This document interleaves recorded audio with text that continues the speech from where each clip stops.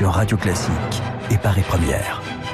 Bonjour à vous tous, bienvenue. La météo va être magnifique, donc c'est important quand même pour le moral. Nous allons parler maintenant du Parti Socialiste avec Jean-Christophe Cambadélis qui est notre invité. Bonjour et bienvenue. La situation, vous le savez, est extrêmement compliquée, aussi compliquée que les hiéroglyphes décryptés par Champollion. Et donc notre Champollion maison ce matin, c'est Guillaume Tabar. Guillaume au PS, Benoît Hamon soutient un candidat communiste contre Valls, des candidats socialistes qui s'affichent majorité présidentielle, comme par exemple Marisol Touraine.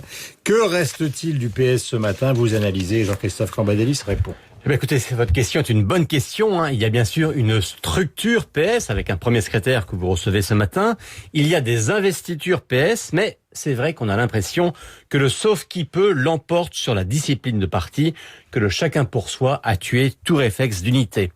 La seule question aujourd'hui d'un candidat socialiste, surtout s'il est député sortant, c'est comment résister à la vague En Marche qui menace de balayer et la gauche et la droite, d'où ces candidats qui jouent de l'ambiguïté dans la couleur, dans les photos, dans les slogans de leurs affiches.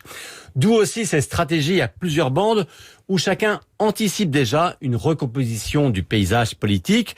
Vous l'avez souligné, le soutien de Benoît Hamon au candidat communiste à Évry, même si Manuel Valls n'est pas officiellement investi par le PS, montre clairement que les deux finalistes de la primaire socialiste de janvier ne peuvent plus et même ne veulent plus continuer à vivre et à faire de la politique dans le même parti. Est-ce que c'est pour cette raison, Jean-Christophe Cambadélis, notre invité ce matin, n'exclut pas un changement de nom du PS? Écoutez, franchement, si un changement de nom pouvait suffire à donner une nouvelle chance au PS, eh bien, vive le changement de nom. Mais quand Manuel Valls, depuis 2007 et encore en 2014, proposait de changer le nom du PS, il se faisait regarder de travers dans le parti et on n'était pas loin de l'accuser de haute trahison du socialisme. Aujourd'hui, si un changement de nom pouvait redonner une perspective d'avenir au PS, tout le monde signerait. Mais malheureusement, pour le parti de Jaurès, de Blum, de Mitterrand, de Jospin et de Hollande, le mal est plus profond. Disons-le clairement, c'est l'existence même du Parti socialiste qui est en jeu. 6,36% à la présidentielle pour Benoît Hamon. C'est plus qu'une catastrophe, mais ça n'est pas le score le plus mauvais pour un candidat PS à la présidentielle. Je vous rappelle que Gaston Defferre avait obtenu 5% en 1969. Mais pour les législatives, j'ai regardé, depuis la création de la SFIO en 1905, le résultat le plus mauvais de toute l'histoire du PS, ce fut 12,43%. C'était en 1962 lors de la vague gaulliste. Or là, il n'est pas impossible que le PS passe sous la barre des 10%. Et avec le scrutin majoritaire en vigueur, ça veut dire combien de députés élus? Certains parient même qu'il n'y en aura plus assez pour constituer un groupe assemblée, vous imaginez. Alors, dans cette campagne, on a d'un côté le moral de la droite qui est au plus bas, et de l'autre celui des socialistes qui est carrément à zéro. D'où dans chacun de ces partis la tentation de la scission entre ceux qui veulent sauver la boutique et ceux qui veulent ou qui espèrent trouver une petite place au soleil macronien, ce qui évidemment accroît le phénomène de dispersion. Et pour le PS, ce n'est pas seulement le cycle d'Épinay qui se referme, c'est peut-être l'histoire de plus d'un siècle qui s'achève aujourd'hui. Merci beaucoup. Il est 8h17 sur l'antenne de Radio Classique. Nous avons rendez-vous avec Jean-Christophe Cambadélis qui vous a écouté, donc avec beaucoup d'intérêt, il va répondre. L'invité politique de Guillaume Durand et Paris Première. Est-ce que nous sommes dans une matinée où la perspective de disparition du Parti Socialiste après les législatives est possible? Je ne pense pas. D'abord, le Parti Socialiste n'est pas réductible simplement à sa représentation parlementaire. Le Parti Socialiste, c'est 5 régions, 40 présidences de conseils départementaux, 1000 maires de plus de 10 000 habitants, une réalité sur le terrain qui n'a pas disparu. Mais il n'est pas impossible que notre représentation parlementaire soit extrêmement réduite, même si je crois que c'est 577 combats dans 577 circonscriptions et que ce n'est pas une élection à la proportionnelle, parce que quand on prend les chiffres de 12%, à l'époque, c'était une représentation à la proportionnelle. La question est du changement de nom que vous avez évoqué tout à l'heure. Est-ce qu'elle est sérieusement évoquée par vous ou est-ce que ce sont des propos en l'air? Non, parce que je répondais à une question en disant que si nous devons nous refonder, et nous allons nous refonder, il faut mettre toutes les questions sur la table et qu'il n'y a pas de questions taboues. À partir de là, il faut un processus collectif. Il faut s'interroger sur le Parti socialiste, sa nature, sa stratégie, son organisation. Enfin, ça fait des années qu'il s'interroge, le Parti socialiste. Non, vous mais vous on a souvenez fait du livre de Bernard-Henri Lévy, Le grand cadavre à la renverse? Oui, mais il ne l'a pas été. On a gagné la présidentielle juste après. Moi, je crois qu'il faut faire attention mais à alors, vouloir faire. Qui l'a tué? François Hollande. Non, pardonnez-moi, mais on apprend que François Hollande a voté Emmanuel Macron au premier tour. Point numéro 1. Vous avez un candidat qui a fait 6%. Vous avez déjà 2 responsables. Il y en a un qui n'a pas voté pour son parti, qui l'a fait élire en 2012. On n'en sait rien, ça. C'est quelque chose qui a été raconté. Il n'a pas dit, il ne l'a pas. Non, mais parce que il faut chercher les responsabilités. Mais c'est pas les simple. responsabilités, je vais vous le dire, elles sont collectives. Non, et on mais ne ça, se c'est pas sortira une pas. réponse. Si c'est une réponse, on ne se sortira pas avec des boucs émissaires. Il faut aller au plus profond. Le problème n'est pas simplement celui du Parti socialiste, même si ça existe. C'est le problème de tout le courant progressiste à l'échelle internationale. Le problème qui est posé au Parti socialiste, c'est celui du PSOE. Laissez-moi terminer, parce que si on va au fond des problèmes, il faut y aller. Engueuler comme la fille de LCP, là, à qui vous avez dit de repousser le micro. Bon, il faut aller jusqu'au bout. Le PSOE est en crise. Le Parti démocrate italien est en crise. Le Parti travailliste anglais est en crise. Le SPD ne réussit pas. Ce que nous avons vu aux États-Unis entre Madame Clinton et Bernie Sanders a amené à une défaite. Donc il y a un problème franco-français, évidemment, mais il y a un problème beaucoup plus large sur ce qu'est le courant progressiste. Ne me dites pas que le quinquennat de François Hollande n'est pas responsable de quelque chose, de la disparition peut-être programmée du Parti socialiste. Personne ne va vous croire. Mais peut-être, mais je peux défendre cette thèse qu'il y a une part de responsabilité dans le quinquennat de François Hollande, mais ce n'est pas suffisant pour expliquer notre situation. Et ce candidat à 6% qui a quand même été, d'abord ses primaires, ça a été meurtrier pour vous. Oui, mais vous étiez là, vous m'invitiez à faire en sorte que les primaires de toute la gauche et les primaires du Parti socialiste existent à l'époque. J'adore la manière dont... Non, mais on peut constater a posteriori que les primaires de la droite ont tué la droite et que les primaires de la gauche ont tué la gauche. Écoutez, les primaires de la gauche avaient permis à François Hollande d'être candidat aux élections présidentielles et de la gagner. Les primaires ne sont pas les primaires en soi, c'est le contexte par rapport aux primaires. Et vous verrez que dans 5 ans, il y aura encore les primaires. Est-ce que vous considérez, puisqu'on rend hommage à Roger Moore, que finalement... Emmanuel Macron est une sorte de James Bond qu'on n'a pas vu arriver et qui a pulvérisé tout le monde et qui est aussi le responsable de la pulvérisation du Parti socialiste. Je n'ai pas vu dans les livres de Ian Fleming quelque chose qui s'y apparente, mais enfin bon, je n'ai pas vu non plus le flegme de Roger Moore.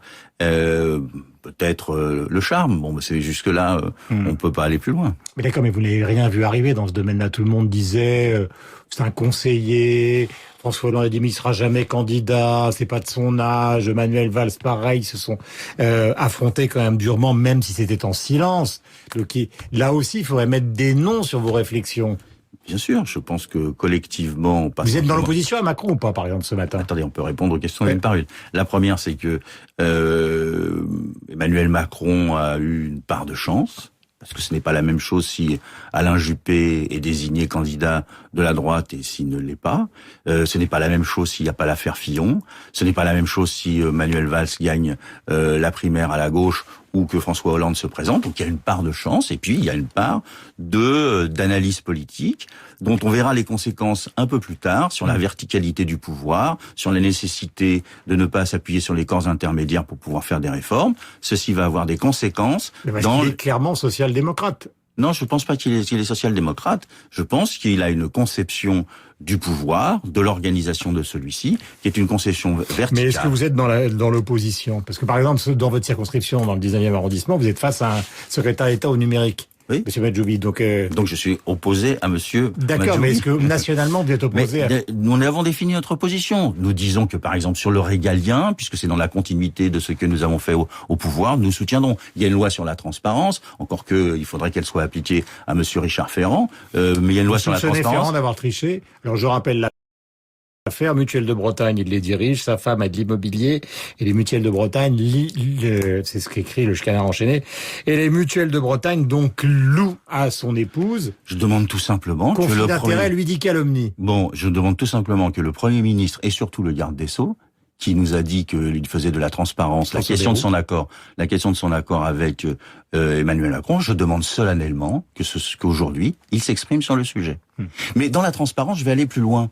Est-ce que vous trouvez normal que on n'ait pas le contenu des ordonnances avant les élections législatives, puisqu'on va voter dessus? Quand on veut être transparent. Ça va peut-être être donné, parce que maintenant, ils ont rendez-vous avec Darmanin, ils ont rendez-vous avec la ministre du Travail. Oui, ils ont rendez-vous avec le Premier ministre. ils ont beaucoup de rendez-vous. Je trouve extraordinaire que la mesure la plus emblématique du quinquennat soit reportée au lendemain des élections législatives. Moi, je demande à ce que on éclaire pas la représentation nationale, on éclaire les Français sur ce qui va se passer. Donc avant le mois de juin. Bah oui. Et que la loi d'habilitation ne soit pas après législative. Mais ça, on peut le faire après, mais au moins que l'on sache ce sur quoi on va être amené à se prononcer. Donc, pour que les Français, par exemple, vous votez, si vous êtes élu dans le 19e, vous votez ou vous votez pas cette loi? Mais je ne connais pas le tenant et les aboutissants. Vous connaissez les grandes lignes. Mais pas du tout. Pas du tout. Pas du tout.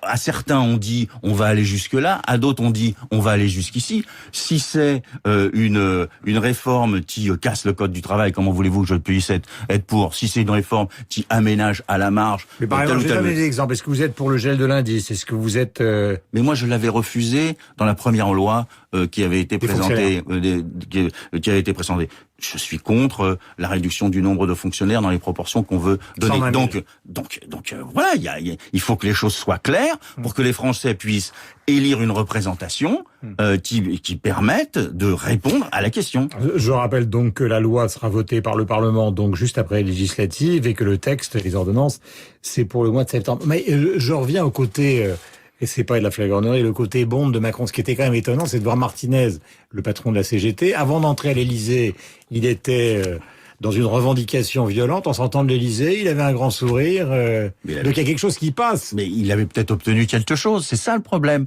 Si Martinez, Berger ou Mailly ou d'autres obtiennent quelque chose, ce serait très très bien qu'on le sache, parce que ça ferait un débat qui serait plus sain. Donc on ne sait pas sur ce qui s'est passé avec Monsieur Berger, avec Monsieur Ferrand, pardon. On ne sait pas ce qui est la position du gouvernement par rapport à ce ministre, et on ne sait pas le contenu des ordonnances. Ça fait beaucoup de choses que l'on ne sait pas avant l'élection législative. Fallait-il s'énerver contre une journaliste de LCP, parce que LCP, c'est pas Élise Lucet, c'est quand même des gens affables. Non, on peut pas dire ça. Je protestais contre l'inégalité de traitement. C'est-à-dire que tous mes concurrents avaient le droit de choisir là où ils pouvaient être interrogés, et moi non. J'étais dans un shooting, dans un coin sombre. Sur une cagette. Mais non, j'étais sans ma cagette. Et précisément, c'est mon élément de communication. Et donc, j'ai dit non, pas ici, on le fait autre part. Mais dans le journalisme moderne, il faut aller jusqu'au bout et tendre le micro. Donc, à un moment donné, j'ai retiré le micro et j'ai dit, bon ben voilà, je vous dis, on retrouve d'un autre endroit pour faire cette interview. Pas d'interview sauvage. Question, vous imaginez François Mitterrand sur une cagette? Il aurait pu le faire, et il l'a fait. Il est déjà monté. Il était monté sur des tables. Si je vous pose cette question, parce que je me demande au cœur des responsabilités qui sont celles du Parti socialiste, si quand même il n'y a pas une grande partie de la responsabilité qui vous incombe, vous et toute la direction du PS. Si jamais vous... Certainement, mais ce n'est pas... Alors pourquoi ne pas démissionner? C'est pas le parti, Cazeneuve est parti, Hollande est parti. Mais parce qu'il faut bien que quelqu'un garde la vieille maison et la tienne jusqu'au bout, ce que je ferai avec une certaine dignité. Ça me semble nécessaire parce que il y a des idées, des idéaux à défendre. J'ai deux, trois petites questions précises, mais pardonnez-moi de vous demander de répondre brièvement parce qu'on est arrivé au terme. La commission des conflits du PS est saisie puisque Marisol Touraine se présente comme candidate de la majorité présidentielle. Le candidat du PS en Indre-et-Loire sur place dit il faut la virer du Parti socialiste. Réponse. C'est la commission des conflits qui va répondre, c'est pas le premier secrétaire qui répond. On n'est pas chez Macron ou chez Marine Le Pen ou chez Mélenchon, c'est pas le leader qui décide de la vie ou de la mort politique de ses adhérents. Nous, on a des procédures qui sont des procédures démocratiques. C'est un peu le paradoxe. Aujourd'hui, on loue ce type d'organisation verticale. Vous avez quand même une position. Mais ma position, c'est très simple. Nous ne sommes pas dans la majorité présidentielle parce que nous ne sommes pas pour des redditions. Nous sommes pour des coalitions. Mais il y a des procédures pour cela. La fédération, et il y a même une résolution que nous avons votée lundi pour demander... Ce sera décidé dans les jours qui viennent. Mais bien sûr, mais il y a une résolution qui dit aux fédérations de prendre les mesures qui s'imposent pour faire respecter notre Ce qui veut dire que tous ceux qui viennent du Parti socialiste et qui se présentent avec une pancarte majorité Mais ils ont présidentielle... déjà quitté, ils ont D'accord. déjà Donc, quitté. ils seront exclus. S'ils ont Donc, pas ils mis seront le point et exclus. de la rose, pourquoi faut-il... Donc, ils vous seront voyez exclus. bien, mais ils sont déjà quittés. J'ai une autre petite question dans un endroit qui est très important, Marseille, puisque Jean-Luc Mélenchon est candidat juste à côté. Bouches-du-Rhône, il y a plusieurs candidats qui se réclament du Parti socialiste. Il y a Sébastien Désy et Christophe Madrol. Ils disent tous c'est nous le candidat du Parti socialiste. C'est lequel des deux? C'est Madrol. Je vous l'annonce aujourd'hui, c'est Madrol. C'est Christophe Madrol. J'ai même écrit à Madrol pour lui dire, ce n'est pas le représentant du Parti radical. Et C'est la fédération qui veut que ce soit le représentant du Parti radical. La position du national, c'est Christophe Madrol. Et c'est digne que Benoît Hamon appelle à soutenir le candidat du Parti communiste contre Manuel Valls. Vous savez, moi en politique, je suis pas pour les règlements de compte. On y est en plein, là.